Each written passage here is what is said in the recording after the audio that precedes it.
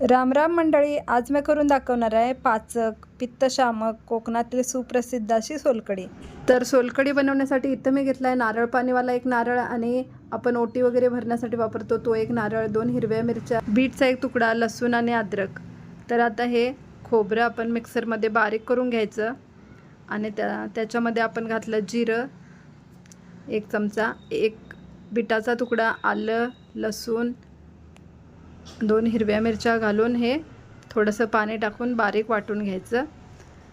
आता एका पातेल्यावरती एक चाळण ठेवायची, त्याच्यामध्ये आपण जो वाटलेला किस आहे तो घालायचं, खोबरं वाटलेलं, आणि ते असं पळीने किंवा हाताने दाबून घ्यायचं, किंवा तुम्ही एखाद्या कपड्यामध्ये घालून सुद्धा हे पिळून घेऊ शकता, पण पटकन होण्यासाठी हे जास्त बेस्ट आहे।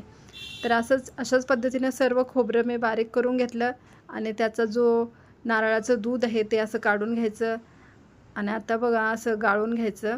आणि मंडळी मी 2 खोबरी घेतली, म्हणजे एक पाण्याचा नारळ आणि एक आपण ओटी वगैरे भरण्यासाठी वापरतो तो नारळ। तर हे 2 घेण्याचं कारण म्हणजे जो आपण पाण्याचा नारळ वापरतो त्याच्यामुळे हे जे दूध आहे ते जास्त निघतं आणि पटकन निघतं। तर अशाच पद्धतीने हे 3 वेळा पाणी घालून हे बारीक वाटून परत गाळून घ्यायचं। अशा पद्धतीने हे दूध काढून घ्यायचं आहे नारळाचं। आता हे तयार झालं आहे बघा। ऑलरेडी ह्याला असा थोडासा लाल कलर येण्यासाठी आपण बीट घातलं, सेंदव मीठ घातलं, हे साधं मीठ घातलं। त्यानंतर मी ह्याच्यामध्ये सिक्रेट म्हणजे मी एक ताकाचा मसाला घालते। त्याच्यानंतर आपण ह्याच्यामध्ये आगळ घालायचं। आगळ घालताना थोडं थोडं घालायचं, म्हणजे जास्त आंबट व्हायला नको म्हणून।